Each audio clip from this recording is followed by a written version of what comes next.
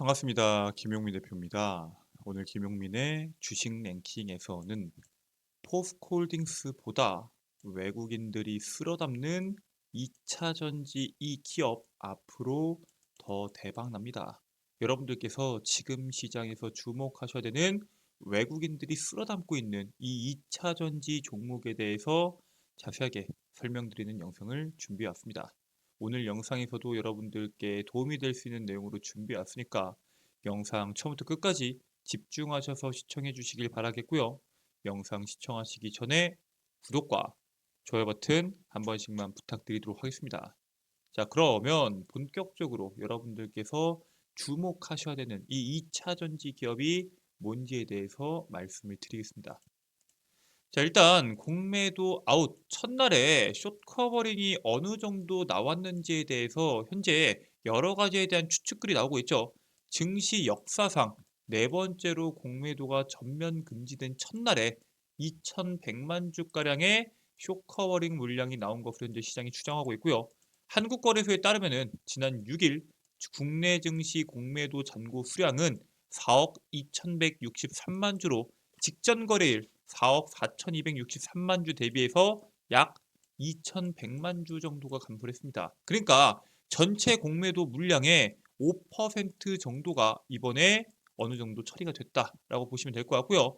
이차전지 기업들에서 외국인들의 매수세가 상당히 유효했기 때문에 쇼 커버링 물량이 쏟아진 게 아니냐라는 내용들이 나오고 있는 겁니다. 자, 근데 문제는 뭐예요? 첫 거래일을 제외한 남은 거래일 동안 이차전지 관련된 종목군들의 하락세가 이어졌죠. 왜냐하면은 쇼커버링 물량 자체가 외국인이나 기관 같은 경우에는 보통 상환 기간이 1년입니다. 그래서 사실상 공매도를 8개월간 금지를 한다고 하더라도 개인 수급으로 시장에서 종목군들을 밀어 올리지 않으면은 외국인들이나 기관이 팔 이유가 전혀 없어지는 거죠. 자, 그런데 이번에 외국인과 기관 공매도 상환 기간을 90일로 제한하는 부분에 대해서 검토가 들어가고 있습니다.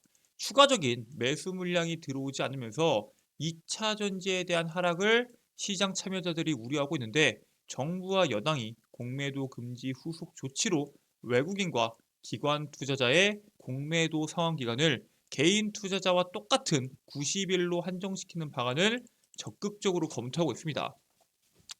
방금 말씀드렸던 것처럼 개인 투자 같은 경우에는 90일로 한정되어 있는데 외국인이나 기관은 상환 기간이 1년입니다. 이마저도 상호 협의를 통해서 언제든지 상환 기간 연장이 가능하기 때문에 사실상 거의 무기한 혜택을 보고 있었다라고 보실 수 있고요. 상환 기간이 90일 제한이 실행이 된다고 하면은 숏 커버링 물량이 대량으로 들어오면서 2차 전지에 대한 강세를 기대해 볼 수 있다라고 말씀을 드립니다. 자, 그러면은 앞으로 2차전지 계속 잘 나가는 거냐라고 물어볼 수 있겠죠. 사실 시장에서 대외 변수들이 몇 가지가 있는데 그 중에서 가장 큰 문제가 있습니다. 바로 미중 분쟁입니다. 아니, 미중 분쟁 지금까지 계속 문제가 돼 왔던 거고 이스라엘이나 팔레스타인 전쟁 혹은 우크라이나 침공 같은 문제가 더 심각한 거 아니냐라고 물어볼 수 있겠죠. 실제로 세계 최대 자산 운용사인 블랙록이 가장 큰 지정학적 위험 요인으로 이팔 전쟁이나 우크라이나 침공이 아니라 미중 갈등을 지목했습니다. 블랙록 투자연구소는 미중 경쟁 위험을 최고 수준으로 유지하고 있고요. 실질적으로 미중이 계속적인 경쟁을 한다면은 여러 분야에 대해서 타격이 상당히 심각하게 나올 수 있다라고 전망하고 있습니다. 미중 갈등의 시장 주목도에 대한 점수는 1.5점이거든요. 이게 어느 정도냐? 주요 테러 공격 위험의 2배에 달하는 점수로 세계 시장에서 더 큰 위험 요인으로 현재 시장이 평가하고 있습니다. 이달에 아시아 태평양 경제협력체 정상회의를 계기로 양측 관계가 보다 긍정적이게 될 것이다 라는 기대감도 분명히 있긴 하지만 시장은 이미 다른 분석을 하고 있습니다. 여기에는 사실 여러 변수가 있는데 사실 이 부분에 대해서 옐런이 이야기를 많이 했죠. 옐런 장관은 건설적인 경제 관계는 미중 관계 전체를 안정화하는 힘이 될 뿐 아니라 양국 그리고 다른 국가의 노동자들과 그의 가족들까지 이익이 된다라고 강조합니다. 즉 사이좋게 지내야 된다. 그러면서 실제로 미국과 중국이 지금까지 서로 으르렁거리긴 했지만 양국 간의 지난해 무역량을 보면은 6,906억 달러고요. 미국의 대중국 수입액은 무려 5,368억 달러로 전년보다도 증가했습니다. 작년부터 여러 가지에 대한 규제가 나오면서 계속적으로 쌓아왔는데 실질적으로 대중 대중국 수입액은 역대 최고치 수준이었던 2018년도 5,385억 달러의 수준에 근접할 정도로 상당히 활발하게 무역이 진행이 되고 있습니다. 즉 서로에 대해서 어느 정도는 필요한 경쟁 상대이지만 절대 양보하지 않는 분야가 있는 겁니다. 그래서 중국과 공존을 이야기하는 옐런 장관도 국가 안보 보호는 타협하지 않는 분야라고 이야기하면서 대중 투자 제한 등 핵심 안보 이익은 지속돼야 된다라고 강조합니다. 그래서 반도체나 AI나 양자암호나 여러 분야에 대해서 계속적인 규제가 들어가고 있고요. 실질적으로 그 문제로 인해서 이번에 미국과 중국의 정상회담이 진행될 거라는 기대감이 있는 상황에서 중국이 히토류 73종 수출 보고 의무화를 결정을 했죠. 중국 상무부가 지난 7일 전략 물자인 히토류 금속 73종을 수출 보고 의무화 대상에 새롭게 포함시켰습니다. 얘네가 지난 7월 달에 첨단 반도체에 필수적인 갈륨과 게르마늄, 그다음에 지난 10월에 흑연 수출 통제 이후에 추가적인 수출 통제를 준비하고 있고요. 중국은 군사, 재생에너지, 자동차 다양한 분야에서 사용되고 있는 히토류 생산의 세계 1위 국가입니다. 그래서 이 분야에 대해서 지금까지 몇 번이나 무기화해서 히토류 수출을 통제하겠다 이야기가 나왔었고요. 국내 시장에선 이와 관련된 종목군들이 몇 번씩이나 등락폭을 보여왔습니다. 중국이 미국의 수출 통제 조치에 맞서 향후 히토류 카드를 사용할 수 있다라는 메시지를 우회적으로 드러난 거 아니냐라고 현재 시장은 해석하고 있고요. 실질적으로 앞으로도 중국에서 여러 가지에 대한 핵심 광물을 가지고 미국 또는 전 세계를 뒤흔들 가능성이 상당히 높습니다. 특히나 이 히토류는 이번에 처음 나온 게 아니라 상당히 오랜 기간 동안 이러한 문제에 대해서 시장에 주목이 되어 왔고요. 그래서 결국에 어떻게 됐어요? 이미 미국에 있는 기업들이 이러한 문제, 중국에 대한 의존도를 낮추기 위해서 여러 가지에 대한 시도가 진행이 되고 있습니다. 미국 완성차 업체 빅3에 속하는 GM과 스텔란티스가 전기차 핵심 부품인 비히토류 연구 자석에 투자를 했고요. 실제로 두 기업은 비히토류계 연구 자석을 개발하는 나이론 마그네틱스의 투자 라운드에 참여합니다. 그래서 총 433억 원 수준의 투자가 진행이 됐는데 GM도 한 90억 넣었고요. 스텔란티스도 약 65억 원 정도를 투자해서 앞으로 비히토류 연구 자석을 확보하기 위한 돈을 계속해서 써가고 있습니다. 중국이 오랜 기간 동안 히토류를 무기화해 왔기 때문에 향후 시장을 대비해서 중국 의존도를 낮추기 위한 투자가 진행되고 있다라고 보시면 되고요. 자, 그러면은 여기에 대한 문제를 건너뛰고 그럼 진짜 우리가 중국한테는 절대 등 돌려서는 안 되는 핵심 소재가 있습니다. 지금 특히나 고성장하고 있는 산업이기 때문에 이 분야는 절대 태클이 걸리면 안 되는데 그게 바로 흑연입니다. 미중 갈등의 진짜 문제는 흑연에 있습니다. 그래서 우리가 흑연과 관련된 내용들을 주목해 볼 필요가 있는데 중국이 수출 통제한 흑연 왜 중요할까요? 일단 중국이 다가오는 12월 1일부터 흑연 수출 통제를 결정했습니다.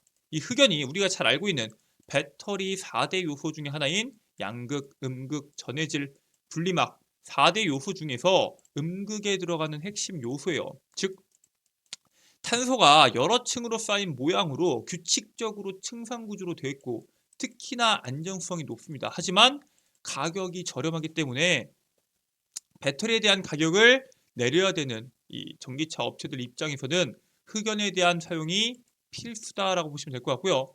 아니, 그럼 이거 조금 싼 거 쓰면 되는 거 아니냐 물어볼 수 있는데 리튬이온 배터리 같은 경우에는 양극의 리튬이 이렇게 있을 때 양극에 있는 리튬이 음극으로 이동하면서 충전이 되고요. 결국에 흑연의 품질이 저하가 되면은 넘어오는 이온을 전부 다 받아들이지 못합니다. 그럼 어떻게 돼요? 성능이 떨어지게 되죠. 배터리 성능과 직접적인 연결성이 있기 때문에 흑연에 대한 중요성은 여러분들께서 다들 아시고 계실 거고요. 실제로 이 흑연을 통제한다고 했을 때 현재 지금 가장 빠르게 성장하고 있는 미국의 전기차 시장이 타격을 받을 확률이 상당히 높습니다. 자, 그래서 중국의 흑연 통제, 우리나라 같은 경우에는 원래 일본이 반도체 소재를 통제했던 것처럼 흑연도 어떻게 해소할 수 있는 거 아니냐라는 기대감이 있는 게 사실이에요. 실질적으로 중국의 흑연 수출 통제는 2019년도에 일본 정부가 반도체 소재의 한국 수출 제한 조치와 상당히 유사하다라고 평가를 보고 있습니다. 하지만 흑연에 대한 수입이 우리나라 같은 경우에 90%가 넘어요. 91%, 97%씩 되고요. 중국에 의존하는 한국 산업계 같은 경우에는 피해를 안 볼 수가 없는 상황입니다. 그래서 중국 같은 경우에는 이번 수출 통제 조치를 통해서 한국이나 미국 등이 음극재 공급망을 확보하기 전에 지금 흔들어야 된다. 미국이나 한국이 음극재 공급망을 만들어 버리고 나면은 이 정도로 흔들 수가 없기 때문에 배터리 패권을 이를 통해서 선점하겠다라는 전략으로 현재 시장이 평가를 하고 있습니다. 그래서 아니 그러면은 흑연이 있는 광산들 지금 사들이면 되는 거 아니냐 말할 수 있겠지만 전 세계 흑연 광산 45개 중에서 30개가 중국이 차지하고 있습니다. 즉 흑연 통제에 대한 이슈는 장기화가 될 수밖에 없는 문제다라고 말씀을 드리고요. 자, 근데 일각에서는 아니 근데 흑연 같은 경우에는 이미 우리가 중국에서 충분히 사뒀으면은 큰 문제가 없는 거 아니냐 이렇게 평가할 수 있겠죠. 실제로 업계에서는 중국 당국의 흑연 수출 통제가 당장은 영향을 주지 않을 것으로 판단하고 있습니다. 배터리 기업마다 이미 우리나라 배터리 3사 같은 경우 어때요?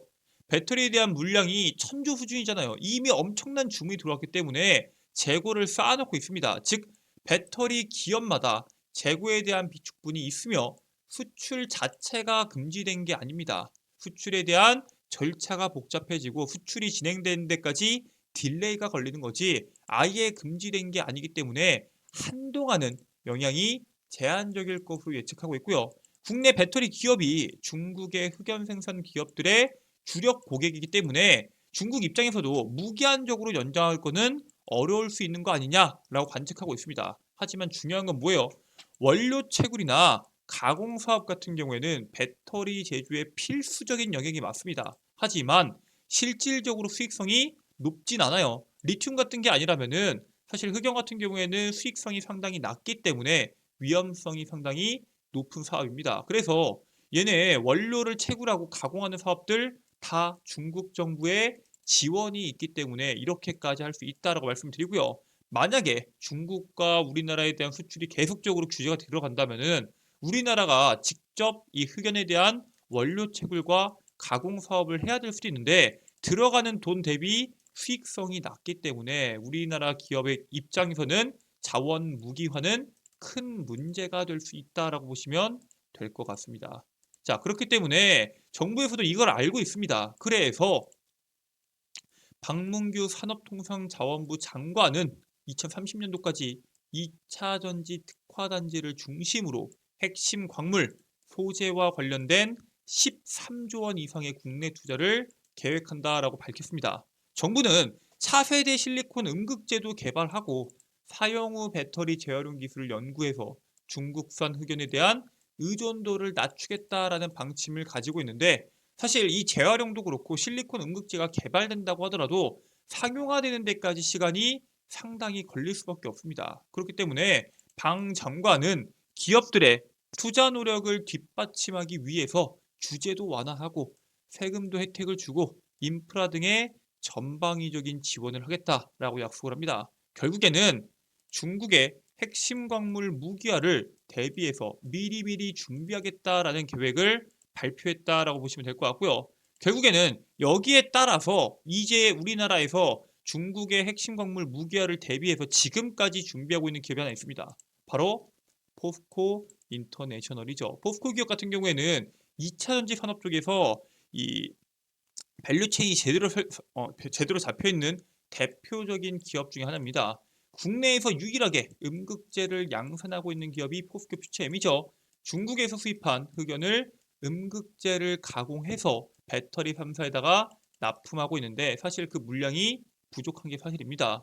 포스코 인터내셔널 같은 경우에는 탈중국 선도 사업자를 선언하면서 2차 전지 소지 사업 추진을 계획하고 그거를 공개하게 됩니다.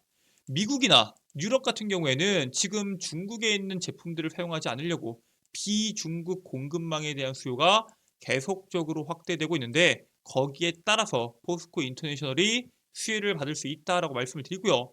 지난 5월에 탄자니아 광산에서 나오는 흑연을 확보했고 마다가스카르 광산 그리고 탄자니아 광산의 추가 협의를 통해서 연간 9만 톤 규모의 흑연을 공급망을 확보했다라고 보시면 될 것 같습니다. 아니 그러면은 포스코 인터내셔널이 흑연에 대한 공급망을 확보했으니까 우리나라도 지금 급한 불은 끈 거 아니냐. 흑연에 대한 내용들 그렇게 중요하지 않은 거고 중국에서 들어오는 흑연에 대한 통제 우리나라에 타격 없는 거 아니냐 볼 수 있겠지만 사실 전기차의 보급 속도가 생각보다 너무 빠릅니다. 그래서 2035년도까지 흑연 광산이 97개 정도는 더 필요할 것으로 전망되고 있고요. 올해 전 세계 흑연 수요량 가운데 거기에 따른 배터리 생산을 위해 판매되는 비중이 50%를 넘었다라고 전망이 되고 있습니다. 즉 원래 흑연 자체를 1000톤을 만들었으면은 한 20톤, 30톤만 배터리를 위해서 썼는데 지금은 50%, 55%, 60%를 배터리를 만드는 데 사용한다는 겁니다. 흑연은 향후 몇 년간 계속 부족할 거고요. 2030년까지 전 세계적으로 77만 7천 톤의 공급 부족이 예상이 되고 있습니다. 그만큼 전기차의 보급 속도가 상당히 빠릅니다. 물론 우리가 기대했던 것보다 나오지 않기 때문에 전기차 수요에 대한 우려들이 계속적으로 뉴스로 쏟아져 나오고 있긴 하지만 실질적으로 전기차 같은 경우에는 매년 폭발적으로 늘어나는 건 사실입니다. 그래서 2035년도까지 필요한 수요를 충족하기 위해서는 97개의 신규 강산이 필요하고요. 그만큼 흑연이 부족하기 때문에 벤츠와 테슬라 그리고 완성차 업체들이 흑연 확보 경쟁을 벌이고 있습니다. 물론 실리콘 음극재나 대체재를 만들어서 해결할 수 있겠지만 사실 확보하지 못하면은 히토리와 같은 전략적 광물로 자리 잡을 수 있습니다. 그런데 이 흑연에 대한 통제가 언제부터 시작된다 했죠? 12월 1일부터 시작됩니다. 이제 한 달도 채 남지 않았기 때문에 앞으로 11월 말까지 흑연과 관련된 종목군들을 미리 선점하셔서 여러분들이 흑연에 대한 통제 이슈가 나왔을 때 시세 나오는 종목군들 수익 실현을 하시는 게 상당히 좋은 전략인데 여러분들이 주목하셔야 되는 종목은 오늘 제가 한 종목을 말씀드리려고 합니다. 그 종목은 바로 태경 BK입니다. 태경 BK는 2차 전지 음극재 필수 핵심 소재인 석유 코크스를 공급하는 기업이고요. 이번에 중국 수출 통제에 대한 이슈가 나오면서 흑연 관련주로 한번 주목받았던 기업입니다. 얘네가 세계 1위 미국 옥스보우와 석유 코크스를 독점 계약을 했고요. 12월 1일부터 중국의 흑연 수출 통제에 따른 시장에서 주목받을 수 있는 재료를 갖고 있는 기업이기 때문에 여러분들께서 태경 BK 지금부터 눈여겨보시길 바라겠습니다. 이미 외국인들이 해당 종목군들 천천히 모아가고 있는 게 확인됐기 때문에 여러분들도 함께 미리 모으시길 바라겠습니다. 자, 이렇게 오늘 2차전지에 대한 내용들부터 외국인들이 앞으로 어떤 식으로 국내 주식을 투자할지 그리고 이 태경 BK 흑연과 연결되어 있고 외국인들이 바닥부터 사고 있는 종목군들까지 여러분들께 자세하게 설명을 드렸는데 여러분들께 앞으로도 이런 최신 이슈와 그 이슈에 따른 수혜 종목군들 가장 먼저 영상으로 찍어서 업로드해드리고 있습니다. 해당 영상 누구보다 빠르게 확인하시는 방법은 영상 하단부에 있는 구독과 좋아요 버튼 한 번씩만 누르시면은 영상이 업로드 됐을 때 바로 확인하실 수 있다라고 말씀을 드립니다. 오늘 영상도 끝까지 시청해주셔서 감사드리고요. 저는 다음 영상에서 여러분들께 더 도움되는 내용으로 돌아오도록 하겠습니다. 끝까지 시청해주셔서 감사합니다.